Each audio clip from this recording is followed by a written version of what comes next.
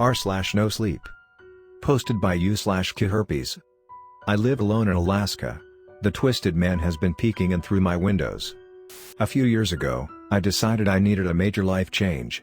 Everything seemed to be going downhill: my finances, my mental health, my life. I would go weeks without sleeping sometimes as the heavy traffic passed through the city streets down below. Every time I went outside, I saw more homeless people, more needles and crack pipes littering the ground, more muggings and assaults and overdoses and deaths. The city had become a wasteland, and I knew it was time to leave. I had no girlfriend, no wife, no kids. My parents had both died a few years prior and I barely talked to my siblings anymore. I had nothing to tie me down to this place where I felt like I was dying inside a little more each day. That was when I sold nearly everything I owned, got in my car and drove up to Alaska to try starting anew.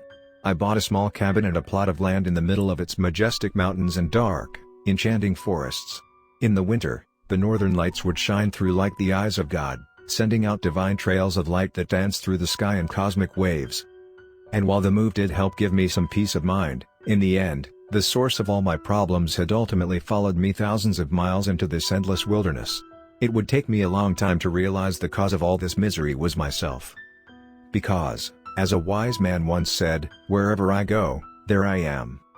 I lived in that cabin for 3 months without any major issues other than the constant threat of bears, moose and wolves. I had a rifle and a shotgun for hunting, a small garden in the backyard and a solar panel to generate electricity. "This is the life," I said, relaxing on a hammock I had strung across the corner of the cabin while staring at the endless beauty directly outside the window. White-capped mountains loomed like giants in front of thick clusters of evergreens. A virgin covering of fluffy snow made the entire world glisten and sparkle. There wasn't a house or road in sight. No work, no stress, no pollution, no cars honking all the time. I closed my eyes, breathing in the clean air. I ended up falling asleep for a couple hours, waking up just as the sun had started setting. Bright orange streaks mixed with the bloody smears of the fading light as it disappeared behind the mountains. I groggily arose, stumbling over to make a cup of instant coffee. As I sipped it, I wandered around the room, looking for something to pass the time. There were still quite a few random objects left behind by the last owner that I hadn't gotten rid of yet. I had moved in to find a stocked bookshelf filled with classics by Philip K. Dick, Isaac Asimov, and Robert Heinlein. Bored, I started rifling through the collection, looking for something good to pass the time. As I shuffled past a maze of death and Ubik, something caught my eye. A black, leather-bound book with no title or author name stood there, its cover faded with time and wear. Curious, I pulled it out and opened it. I saw the cursive scrawled across the pages in a neat, copperplate script and realized it was a diary left behind by the previous owner. The first entry was dated January 9, 2015. This is what it said. "I don't know if I'm going crazy or not. I went into town to talk to my therapist yesterday and she said I should try writing everything down. She talks to me like it's all in my head. But I know it's not. When I first moved into the cabin, it seemed like paradise. I never thought in a million years that something would be slinking around at night. I never thought it would be hiding under my bed, peeking in windows and following me like a shadow. Right now, I'm snowed in with a cup of coffee in one hand and my pistol in the other. I can't sleep anymore. I keep hearing something shuffling around under the bed. Sometimes, I think I even hear ragged breathing, as if a corpse with dirt in its lungs have come back to life. I've caught glimpses of that thing in the darkness. Whatever it is, its skin is loose, almost falling off the bone. It almost looks like a naked, emaciated man. Its eyes are rotted and dark, its back hunched, its spine twisted and jutting out like tumors. It moves in this slow, jerky way, but I can never seem to catch it. Its body seems broken and out of alignment. Its legs bend the wrong way sometimes. By the time I turn on the lights or try to take a video of it, it's always disappeared. But its fetid odor remains. It lingers in the cabin like a sweet-smelling, spreading infection. I don't know what it wants from me. I want to leave, but with the storm raging outside, I'm stuck here, unable to get all the way back to town. The snow surrounds the cabin in mounds 5 feet high. I feel like a prisoner caged with a rabid beast, not knowing when it will strike. My wife claims she hasn't seen or heard anything, but she keeps vanishing on me. Last night, she disappeared in the middle of a snowstorm. Where did she go? I asked her in the morning, but she said she was here the whole time. She didn't remember anything. There's no way she went into town. There wasn't time and the trails were impassable that far down. Something's going on here, but I don't know what it is. I'm truly scared for our lives." I slammed the diary shut, not wanting to read anymore. I didn't want to become infected by some kind of contagious cabin fever. If the last owner had gone insane in the mountains and started hallucinating naked corpses crawling around, I really didn't want to know. I shoved the diary back in the bookshelf, going for a maze of death instead. I tried to forget what I had read in the diary as I flew through the novella. All night, I tried to get the image of the naked, twisting man with rotted eyes out of my head, but I couldn't. I eventually fell asleep right before dawn. But, as my eyes were closing, I thought I saw a silhouette in the window, a starved man with excited, black eyes that seemed to be rotting out of his skull. I thought I saw him put his inhumanly long fingers against the glass as he leaned forward. I blinked, sitting up and glancing out into the white, snow-covered wonderland. There was nothing there. Another hunter occasionally followed the deer trails near my cabin. A frozen lake stood a quarter-mile away, the surface white and covered in thick drifts of snow. I bundled up, deciding to go outside for a hike in the frigid dawn. I strapped on my snowshoes and grabbed my shotgun, as I always did when I went outside. I never knew when a polar bear might be waiting around the next tree, after all. I opened the door, seeing footprints pressed into the snow all around my house. At first, I thought it was that silhouette I had seen, the nightmarish thing from the diary. But the footprints didn't go over to my window. They followed the trail 20 feet away, veering off towards the frozen lake at the bottom of the hill. I glanced down in that direction, seeing a black figure plodding slowly forward. "Steve," I cried, recognizing my only neighbor in a 4-mile radius. He had a cabin about a mile away on his own little plot of land. He jumped, clearly startled by the sudden noise. His black snow pants and heavy fur coat swished together as he spun, raising his rifle high. When he saw me, he immediately lowered it and put a gloved hand up in a friendly greeting. "Hey Josh. Surprised to see you up this early," he yelled over the muted wintry landscape. Sounds always seem different after it snowed, as if all the noise in the world had become faded and dead. "Yeah, I've been having a little trouble sleeping," I said, slinging my shotgun around my shoulder. "What are you doing anyway?" "Just a little hunting, you know," he said, giving me a sly wink. "Animals are always most active around dusk and dawn, it seems.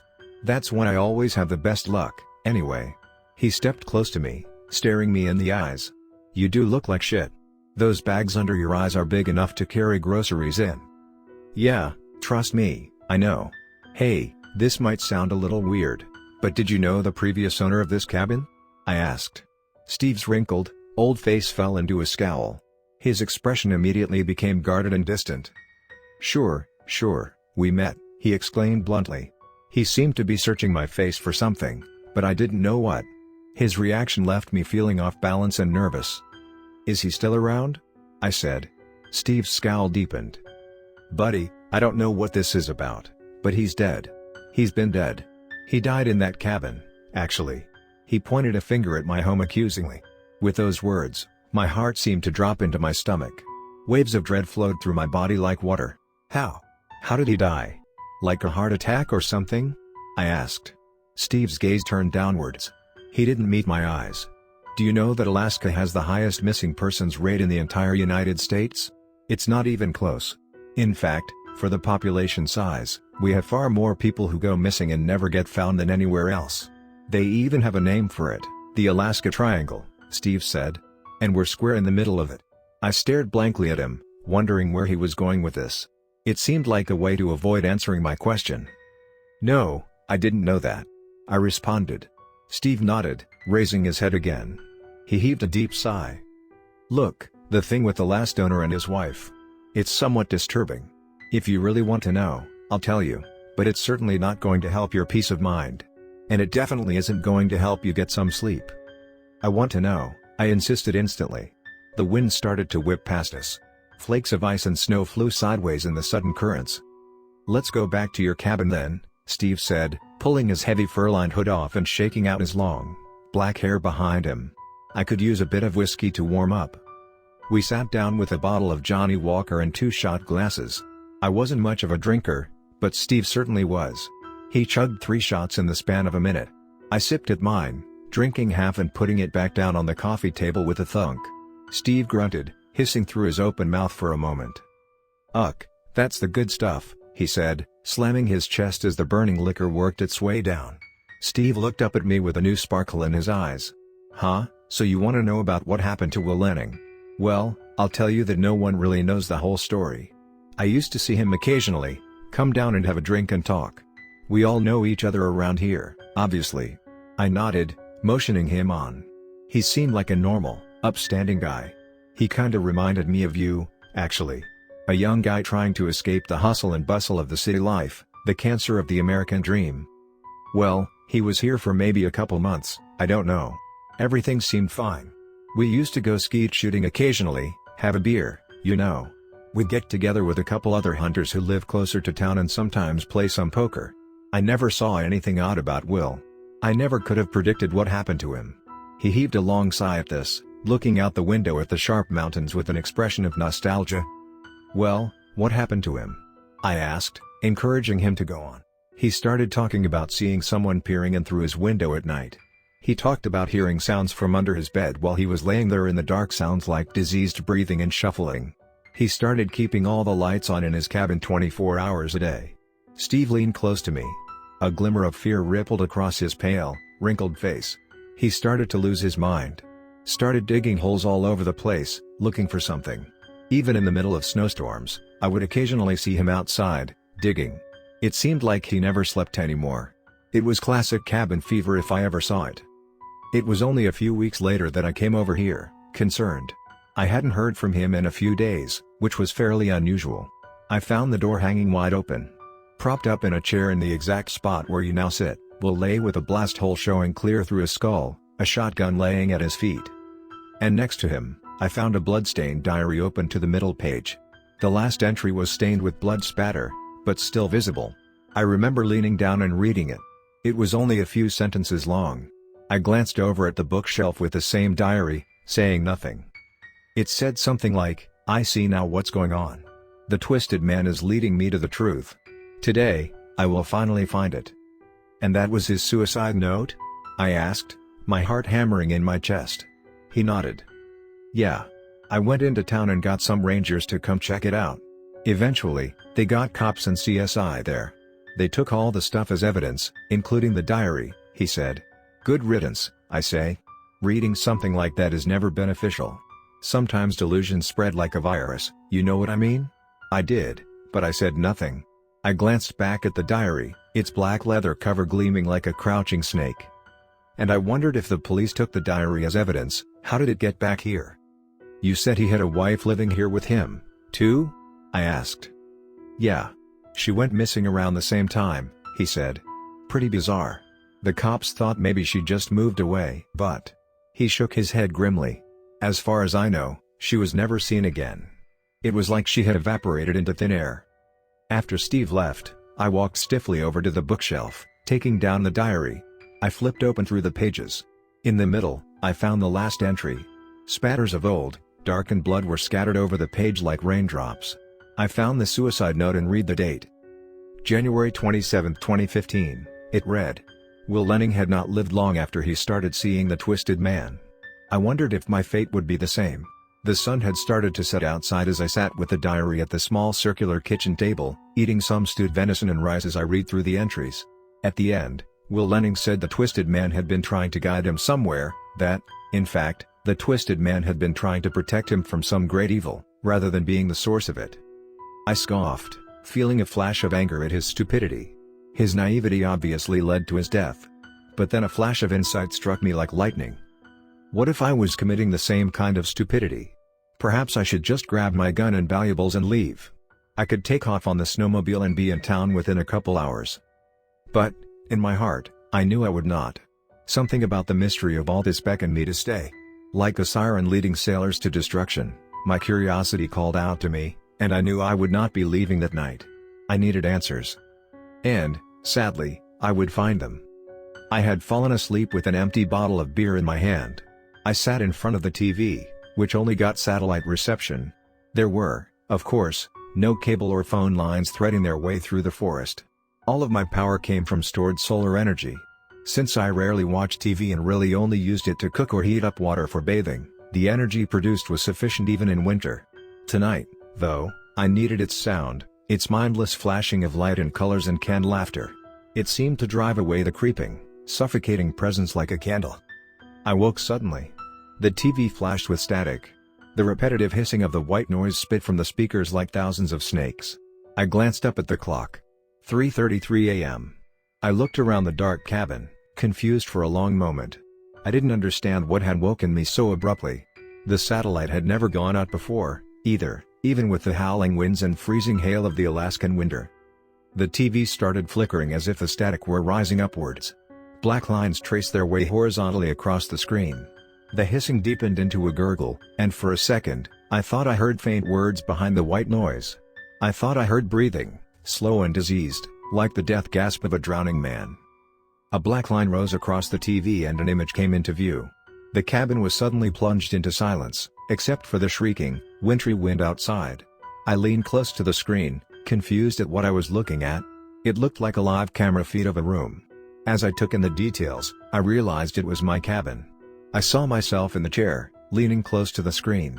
I raised my hand, and the miniature version of me on the screen did likewise.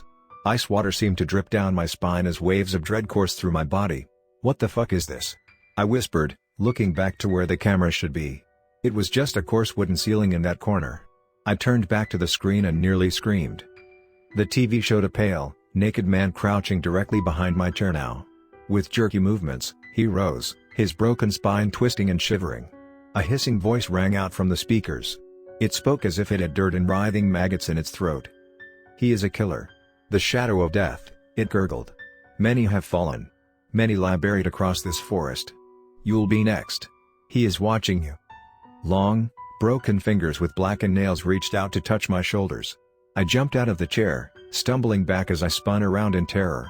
My back smashed into the TV, and it fell to the floor with a shattering of glass and an explosion of light. In those few moments before the darkness descended on me like a blanket, I thought I glimpsed a pale, sunken face with rotted, blackened eyes peeking out from behind the chair. I turned on every light in the cabin, but there was no sign of the twisted man now. I knew I had to get out of there, though. I thought about the warning that the voice had spoken.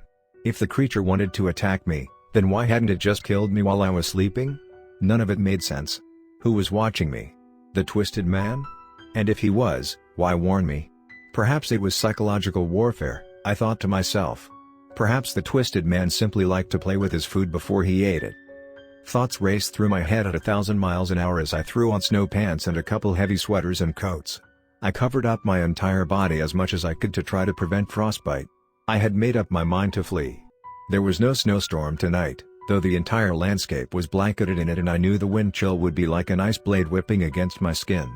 It was extremely dangerous to travel in the middle of the night like this in temperatures that might reach -30 degrees. Steve had been right. After all, Alaska had the highest missing persons rate of any state, and many of them were never found, their bodies likely frozen solid in the deep snow dozens of miles from the nearest town. I grabbed my shotgun, jumped on my snowmobile and started heading to Steve's cabin. I hoped I could wait there until the sunrise and then figure out what to do next. But fate would take the decision out of my hands. I felt like there were eyes watching me as I drove along the narrow, winding deer trail. The boughs of the evergreens reached into the path like greedy hands, grabbing at my coat and legs. More than a couple times, I thought I saw a pale, naked figure standing in the snow, but it had always gone when I turned to look. I gave a sigh of relief when Steve's place appeared in the distance. I could see the lights twinkling through the small windows of his log cabin. I pulled up next to his door, looking down. I saw 2 pairs of footprints there, one much smaller than the other. I found it odd, but shrugged it off. The snowmobile cut out with a sucking gurgle. I knocked on the door hard a few times. Steve appeared after a few moments, groggy and half-dressed. He blinked slowly as he looked me up and down. His wrinkled face fell into a frown. "Steve, I need a favor," I said quickly. "Something weird is happening in my cabin. Can I stay here until morning, until maybe I can go to town or something? I can't stay at my place tonight. I just can't." He nodded, yawning and motioning me in. "You can sleep on the couch, I guess," Steve said. "Put that shotgun somewhere safe, though, boy." He had a partitioned bedroom in his cabin. It was significantly larger than my little one-room cabin, though it was basically still just a joint kitchen-living room, a small bedroom and a bathroom. He pointed to a well-worn couch in the corner and gave me an apathetic wave as he stumbled back into his bedroom, slamming the door. I couldn't sleep, though. I tiptoed around the room, looking at Steve's bookshelf. He had a rather strange taste in books, lots of Van Rule and true crime there. I saw dozens of books about Ted Bundy, John Wayne Gacy, Richard Chase, Herbert Mullin, Jeffrey Dahmer and Richard Ramirez among the collection. At the end, a large, black binder stood, unlabeled and worn-looking. It reminded me of the look of that leather-bound diary for a second, and my heart dropped. But logically, I knew this was just a coincidence. Yet, still, I pulled out the binder, my curiosity piqued. What I found inside filled me with dread and horror. Countless news clippings covered the length of it. The first clipping was from nearly 20 years earlier, about a woman who went missing in the Alaskan forest while hiking. A later one confirmed that her body was never found, and that her family was still hoping that she might turn up alive somewhere. A reward was offered for any information, it said. And every page after that was more of the same: missing woman, murdered prostitute, missing man, no leads. I kept flipping through until I found clippings about Will Lenning's suicide and the sudden disappearance of his wife. On the article about the suicide, Steve had used red marker to scrawl, "Ha ha," next to it. I heard the click of a gun being cocked from behind me. I froze as Steve's voice traveled across the room like a whisper. "How do you like my work, friend?" he asked, his tone jovial and mocking. I still held the binder of horrors tightly in my hands as I stared open-mouthed at this man I thought I knew. "It's you? What, you killed Will Lenning and his wife? And a lot of other women, apparently." Everything felt unreal, as if I were stuck in a dream. Steve's grin spread across his face, but his blue eyes stayed cold and dead. "Yes, well, she was cheating on him with me anyway. Just another whore, you know. They always get what's coming to them in the end," he hissed with hatred oozing from his voice. "It's too bad, really. I just killed another slut tonight. I was planning on saving you for later. The urge isn't too bad yet right now, after all. It comes in cycles, you see. It comes in waves." I saw a glimmer of pale, naked flesh writhing behind Steve. With jerky movements, the twisted man came up behind him. I said nothing, just watching with wide-eyed horror and amazement. "You need help, man," I whispered. Steve laughed. "Help? The only help they give people like me is a needle in the arm. You know that. That's why it's important to always cover your tracks." The twisted man ran along, broken finger across Steve's neck. Steve gave a strangled cry and jumped. He spun around, screaming. I glanced over at my shotgun next to the couch. I jumped for it as Steve turned back to me, firing his pistol twice. The first bullet soared high above me, raining wood splinters down on my head, but the second ripped into my leg. A cold, burning pain ran like fire up my shin. I screamed in agony and battle fury as I gripped the shotgun, spinning and firing. Steve's head exploded as the slug ripped through his brain. His forehead collapsed like a smashed melon as bone splinters and blood sprayed the wall behind him. The twisted man stood there, hunched over, grinning up at me. I felt warm blood gushing from my leg as I stared back at him, breathing hard. I wondered if I was dying. You weren't after me at all, were you?" I asked. "You were after Steve." But the twisted man said nothing. After a long moment, he slinked back into the shadows of the bedroom and disappeared. As night crawled its way toward morning, I thought back to the words the twisted man had spoken through the TV, suddenly understanding everything. He is a killer. The shadow of death. Many have fallen. Many lie buried across this forest. You'll be next. He is watching you. He hadn't been trying to hurt me at all. He had been trying to warn me. He had probably tried to warn Will Lenning and his wife, too. I wrapped my leg in gauze, gritting my teeth. The wound looked puckered and deep, but I could still move my foot, and the bullet had gone clean through the flesh. I poured alcohol on it, screaming in pain as it burned its way through my skin. After rummaging through Steve's bathroom, I found some prescription painkillers and swallowed a handful of them with a beer. I knew I would need the opiate high to get through the pain of riding into town with a mutilated leg. As the sun finally rose, I made my way outside the blood-stained floors of the cabin to my snowmobile. Before I left, I glanced back at that horrid place, the scene of so much torment and death. In the open doorway, the twisted man stood, his back hunched, his rotted lips grinning at me. His hand lifted up into the air with jerky movements and waved. I waved back as I started the engine and headed into town.